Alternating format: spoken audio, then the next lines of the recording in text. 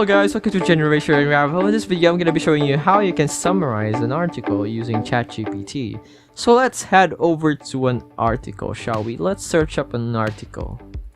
Let's say these top 10 foods for healthy foods. And you want to summarize these. All you need to do is just copy the excerpt of the article that you want summarized and just paste it over to ChatGPT. Sorry, I forgot to log in. Now, let's just paste everything that we did and just add at the very bottom of the things that you pasted the command that you want ChatGPT to do. Yeah, I'll just add a really big space and say summarize this.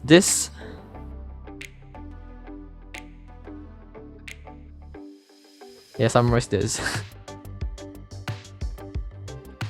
And as you can see, it summarized it for you. All of that many text has been made into only this. And what's better about it is you can even make it even more summarized. Let me show you. You can actually just ask ChatGPT again to, hey, summarize it even more for me, alright? Can you summarize it even more?